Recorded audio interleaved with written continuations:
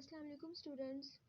इस लेक्चर में हम देखेंगे कि बायोलॉजिकल प्रॉब्लम क्या होती है, बायोलॉजिकल मेथड क्या होता है और बायोलॉजिस्ट जो है वो बायोलॉजिकल प्रॉब्लम को हल करने के लिए बायोलॉजिकल मेथड कैसे इस्तेमाल करते हैं, उस बायोलॉजिकल मेथड के कौन कौन से स्टेप्स हैं। ठीक है, उन स्टेप्स में से हम दो को डिटेल के साथ देखेंगे ऑब्जर्वेशन तक। तो सबसे पहले बायोलॉजिकल प्रॉब्लम क्या होती है। बायोलॉजिकल मतलब लिविंग ऑर्गेनिज्म या लाइफ, पर प्रॉब्लम मतलब मसला, मतलब ऐसा प्रॉब्लम, ऐसा मसला जो कि लिविंग ऑर्गेनिज्म से रिलेटेड हो या लिविंग ऑर्गेनिज्म का मसला हो। ठीक है, या अब मसला जो है मतलब इसका क्वेश्चन। ठीक है, कि बायोलॉजी या लिविंग ऑर्गेनिज्म से रिलेटेड क्वेश्चन। ठीक है, फॉर एग्जांपल हमारे स्टमक के अंदर जो मैदा है उसके जो एंजाइम्स हैं वो कैसे काम करते हैं। ठीक है, तो ये क्या हुआ, ये बायोलॉजी से रिलेटेड क्वेश्चन हुआ, तो इसको हम कहेंगे ये बायोलॉजिकल प्रॉब्लम है। ठीक है, तो बायोलॉजिकल प्रॉब्लम क्या होती है कि ये क्वेश्चन होता है, एक सवाल होता है जो कि लिविंग ऑर्गेनिज्म से रिलेटेड होता है या फिर लिविंग ऑर्गेनिज्म का क्वेश्चन होता है। किसी के माइंड में भी आ सकता है या बायोलॉजिस्ट के अपने दिमाग में आ सकता है। ठीक है, तो अब जो बायोलॉजिस्ट है वो इस बायोलॉजिकल प्रॉब्लम को सोल्व करने के लिए बायोलॉजिकल मेथड इस्तेमाल करते हैं। ठीक है, इसको सोल्व करना ही क्यों है। जैसे कि आप देखिए कोरोना वैक्सीन, जो कोरोना है, ठीक है, ये एक बहुत बड़ा बायोलॉजिकल प्रॉब्लम रहा है। ठीक है, तो इसमें सबसे पहले जानना ज़रूरी था कि इसकी वजह क्या है, ये होता क्यों है। ठीक है, अब अगर देखो, अगर जो बायोलॉजिस्ट है इस पे रिसर्च ना करते, ठीक है, इस प्रॉब्लम को सोल्व करने की कोशिश ना करते, तो क्या इसकी वैक्सीन आती नहीं। तो इस प्रॉब्लम को सोल्व किया गया ताकि जो है इससे बचा जा सके, इसका हल निकल आ सके।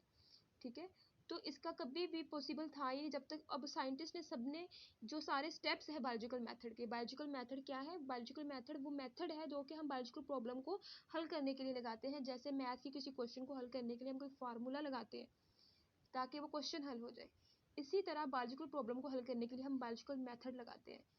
ठीक है, वो बायोलॉजिकल मेथड जो है वो मुश्तमिल है कुछ स्टेप्स पे, जिसमें recognition of biological problem, observation, hypothesis formulation, detection, experimentation, results की समराइजेशन और रिजल्ट्स की रिपोर्टिंग। ये कुछ स्टेप्स हैं जो कि बायोलॉजिकल मेथड के अंडर आते हैं। इनको वन बाय स्टेप जब हम फॉलो करते हैं तो फाइनली जो है प्रॉब्लम का आंसर मिलता है। अब कोरोना की वैक्सीन जो है वो आने के लिए जो बायोलॉजिस्ट जो जिन्होंने वर्क किया है उन्होंने भी सारे इन मेथड्स को फॉलो किया है। ठीक है, अब ये तो हो गई कि इसको सॉल्व करना ज़रूरी है। अब हम देखते हैं कि बायोलॉजिकल मेथड, अगर हम इसकी डेफिनेशन करें तो बायोलॉजिकल मेथड जो है कि जिसमें हम बायोलॉजिकल प्रॉब्लम को सॉल्व करते हैं वो बायोलॉजिकल मेथड कहलाता है। ठीक है, जिसके ज़रिए हम बायोलॉजिकल प्रॉब्लम को सॉल्व करते हैं, तो उसमें आ जाते हैं ये वाले स्टेप्स। तो सबसे पहले हम रिकॉग्निशन ऑफ बायोलॉजिकल प्रॉब्लम को डिटेल के साथ देखते हैं। रिकॉग्निशन का मतलब होता है पहचानना। मतलब अब सबसे पहले तो हमें पता होना चाहिए कि हमारी जो प्रॉब्लम है, हमारा जो क्वेश्चन है वो है क्या। ठीक है, जब तक क्वेश्चन की समझ नहीं आएगी तो अब हम तब तक हम उसको सोल्व नहीं सही से कर पाएंगे। जैसे कहते हैं कि पेपर जब करना हो तो सबसे पहले क्वेश्चन को समझना ज़रूरी है। जब तक क्वेश्चन की ठीक से समझ नहीं आएगी हम उसका बिल्कुल ठीक आंसर नहीं लिख सकेंगे। तो रिकॉग्निशन ऑफ बायोलॉजिकल प्रॉब्लम में जो बायोलॉजिस्ट है वो सबसे पहले अडोप्ट करते हैं, मुंतखब करते हैं बायोलॉजिकल मेथड को। कब करते हैं, जब उनको सामना करना पड़ता है किसी भी बायोलॉजिकल प्रॉब्लम का। मतलब बायोलॉजिकल मेथड तभी वो लगाते हैं जब उनके पास कोई बायोलॉजिकल प्रॉब्लम होता है।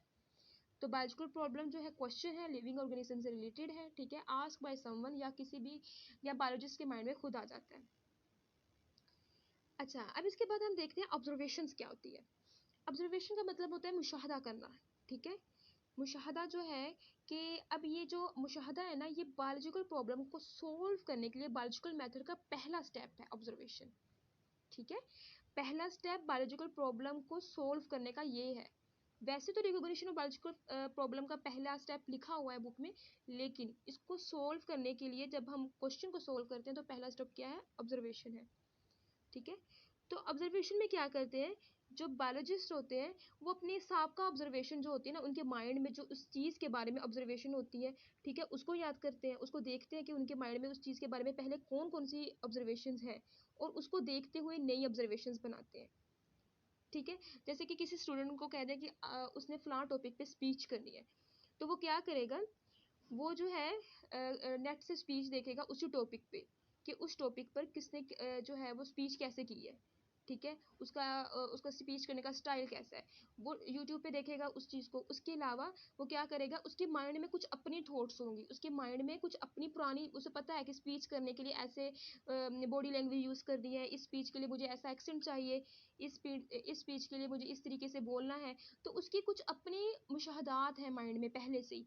इसी तरह बायोलॉजिस्ट के माइंड में उस चीज़ से रिलेटेड पहले से कुछ मुशाहदात होते हैं जो कि उसके अपने दिमाग में पहले से ही है, जो सबका है पास्ट में। और इसके अलावा जो है वो देखेगा कि इस टॉपिक पर दूसरे लोगों ने क्या कहा हुआ है, कि पास्ट में इस टॉपिक पर क्या क्या स्टडी हो चुकी है।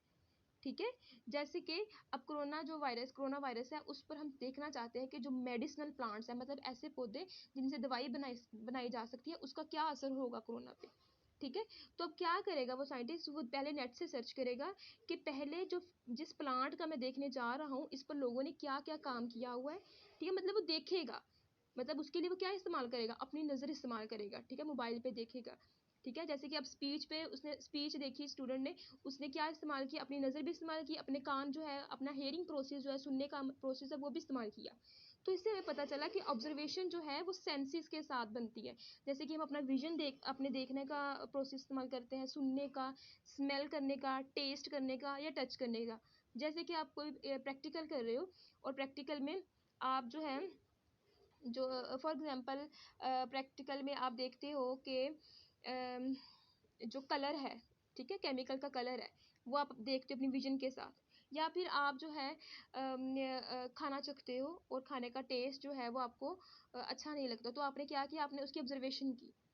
ठीक है, अब ऑब्जर्वेशन जो है इसकी टाइप है, ऑब्जर्वेशन जो है वो क्वालिटेटिव भी हो सकती है, क्वांटिटेटिव भी हो सकती है। ठीक है, तो बच्चों अब हम कंपैरिजन करते हैं क्वांटिटेटिव और क्वालिटेटिव ऑब्जर्वेशन में। ठीक है, तो क्वांटिटेटिव ऑब्जर्वेशन जो है ये माना जाता है कि ये ज़्यादा एक्यूरेट होती है, ज़्यादा ठीक होती है बनिस्बत क्वालिटेटिव ऑब्जर्वेशन की, क्योंकि फॉर्मर आर इनवेरिएबल।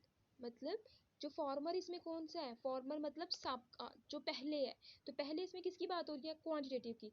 तो इसका मतलब इनवेरिएबल का मतलब जो कि चेंज नहीं होती, तो इसमें नेवर चेंजिंग। तो क्वांटिटेटिव ऑब्जर्वेशन क्या है, इसमें फॉर्मर है, मतलब इसमें जो क्वांटिटेटिव ऑब्जर्वेशन है वो आसानी से चेंज नहीं होती और मेजरेबल है, और इसको रिकॉर्ड किया जा सकता है इन टर्म्स ऑफ नंबर।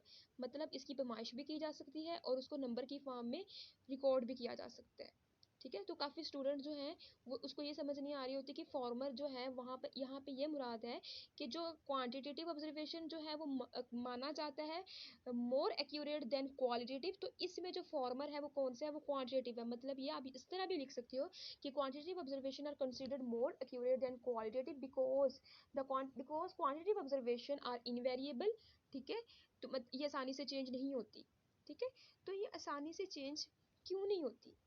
ठीक है, तो अब हम इसको ये देखते हैं कि इसका डिफरेंस जो है वो, हम इसको डिफरेंस की तरफ चलते हैं।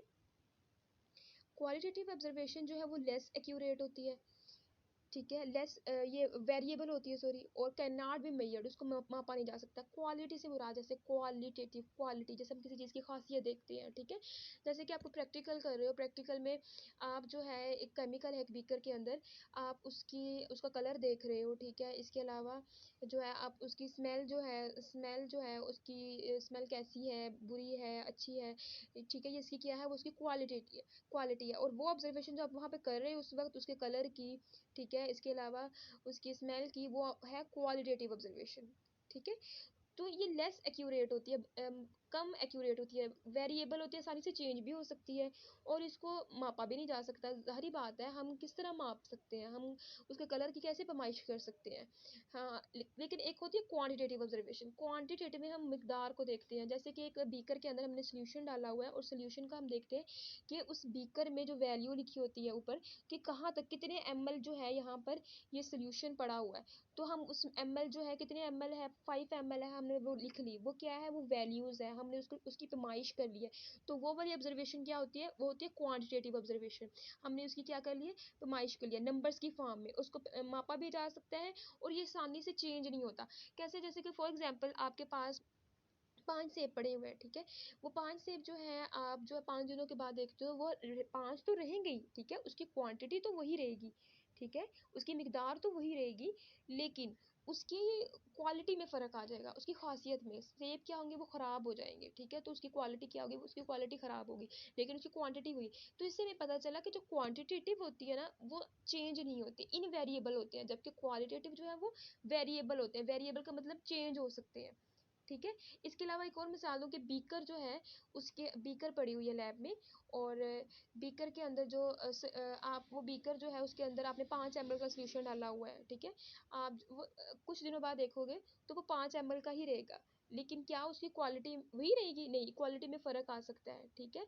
आपने कुछ चीज़ें मिक्स करके रखी हुई हैं, उसकी क्वालिटी में फ़र्क आ सकता है, आसानी से बदल सकती है, लेकिन क्वांटिटी जो होती है वो नहीं बदलती, ठीक है। एक तो इनमें ये डिफरेंस आ गया। इसके अलावा हम क्वालिटेटिव की एग्जांपल्स देखते हैं, जैसे कि आप देखते हो कि जो पानी के जमने का पॉइंट है, ठीक है, वो 0 डिग्री है। जब आप वैल्यू की बात करोगे तो एक्चुअली में आपने कौन सी बात की, क्वांटिटेटिव ऑब्जर्वेशन की, और उसके पानी के उबलने का जो पॉइंट है वो है 100 डिग्री सेंटीग्रेड, ठीक है, उसका दर्जा हरारत जो है वो 100 डिग्री सेंटीग्रेड है।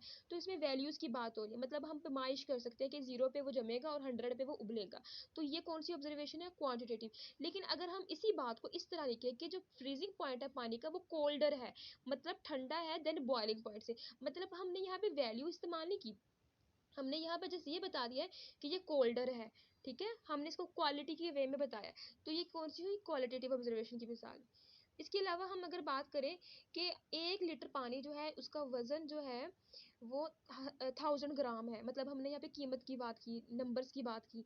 और जो एथेनॉल है, मतलब जो अल्कोहल है, उसका वज़न जो है वो 789 ग्राम है, यहाँ पे भी हमने नंबर्स की बात की। मतलब ये हम इसको माप सकते हैं ना, मतलब हमने पैमाइश कर ली कि इतना ग्राम ये है, और पानी और जो अल्कोहल है वो एथेनॉल जो है वो 789 ग्राम है, ठीक है। तो ये मेजरेबल है, ठीक है, तो इसका जो वेट है वो यही रहेगा, ठीक है।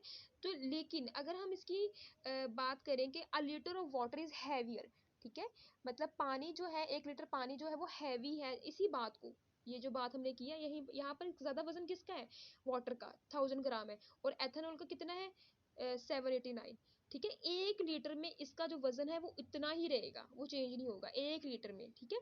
तो अब यहाँ से ज़ाहिर हो रहा है कि ज़्यादा वजन जो है वो 1 लीटर पानी का है बनिस्बत 1 लीटर एथेनॉल से। तो हम इस बात को अगर हम क्वालिटेटिव वे में लिखें तो इस तरह लिखेंगे, a litre of water is heavier, heavy है than a litre of ethanol से, ठीक है। तो ये तो हो गया क्वालिटेटिव और क्वांटिटेटिव में डिफरेंस।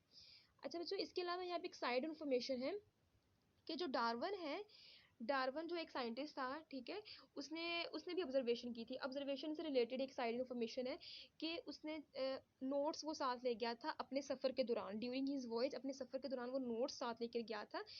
तो नोट साथ क्यों लेकर गया था, ताकि उसका सफ़र था, उसने जो है वहाँ पर जहाँ पर वो गया था तो वहाँ पर उसने सारी डाइवर्सिटी देखी थी, प्लांट्स की मतलब, और एनिमल्स की वैरायटी देखी थी वहाँ पर। तो उसने जो जो वहाँ पे ऑब्जर्व किया कि जो टर्टोइज होते हैं, बड़ी गर्दन वाले, छोटी गर्दन वाले, उसने जो जो ऑब्जर्व किया, जो जो देखा, उसने वहाँ पे लिख लिया था, ठीक है। इसके अलावा जो है उसने दूसरे नेचुरलिस्ट, नेचुरलिस्ट वो होते हैं जिसने नेचर पे काम करते हैं, जैसे कि अब जो डार्विन था वो खुद एक नेचुरलिस्ट था, मतलब ये कि अगर जो है एक ऐसा बेबी पैदा होता है जो कि ट्विन्स होते हैं जिनकी बैक आपस में जुड़ी हुई है, ठीक है, तो क्या वो इस माहौल में ज़िंदा रह सकेंगे, उनके ज़िंदा रहने के चांसेस बहुत कम है। मतलब ये कि माहौल ने उनको सपोर्ट नहीं किया, ठीक है, मतलब नेचर जिसे सपोर्ट करती है वो ज़िंदा रह जाते हैं, और नेचर जिसको सपोर्ट नहीं कर पाती वो मर जाते हैं, ठीक है, वो ख़त्म हो जाते हैं। तो इनका मानना ये था, तो नेचर पे जो काम कर रहे हैं उनको नेचुरलिस्ट, जिस तरह बायोलॉजी पे जो काम कर रहे हैं उसको बायोलॉजिस्ट कहते हैं, ठीक है। तो उन्होंने जो डार्विन है ना, उसने अपनी एक थ्योरी दी थी, उसकी थ्योरी ये थी, थ्योरी ऑफ एवोल्यूशन। उसमें ये कहा था कि तमाम जो स्पीशीज़ हैं वो आहिस्ता आहिस्ता वक्त गुजरने के साथ साथ उनके अंदर तब्दीलियाँ आ जाती हैं। जैसे कि फॉर एग्जांपल जो जिराफे हैं, वो पहले कहा जाता था कि उनकी गर्दन इतनी लंबी नहीं होती थी, उन्होंने ज़मीन से घास वगैरह खाते थे, लेकिन एक वक्त आया ज़मीन पे सारी घास खत्म हो गई, फिर आहिस्ता आहिस्ता उन्होंने दरख्तों के पत्ते खाना शुरू कर दिए, और इतने साल गुजरने के बाद, ये नहीं कि थोड़ा वक्त, बहुत साल गुजरने के बाद जो जिराफे थे वो बड़ी गर्दनों वाले आने लग गए। क्यों? क्योंकि उन्होंने जो है वो गर्दन को ऊपर किया ताकि वो पत्ते खा सके, और नेचर ने उनको सपोर्ट किया, और इस तरीके से जो है उनके अंदर एवोल्यूशन आई, तब्दीली आई, ठीक है।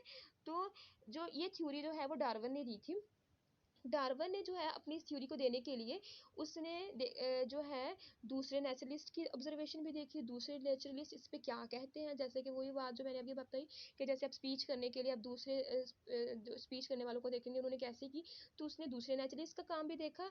और इसके अलावा जब वो अपने काम पे था, अपने सफ़र पे था, उसने साथ साथ जो चीज़ ऑब्जर्व की वो भी लिखता गया, अपनी ऑब्जर्वेशन भी और दूसरों को भी, और इस तरह उसने फिर एक थ्योरी दी। ठीक है बच्चों, इंशाल्लाह अगला जो लेक्चर होगा वो formulation of hypothesis, deduction, experimentation और summarization of results and reporting the results पे होगा।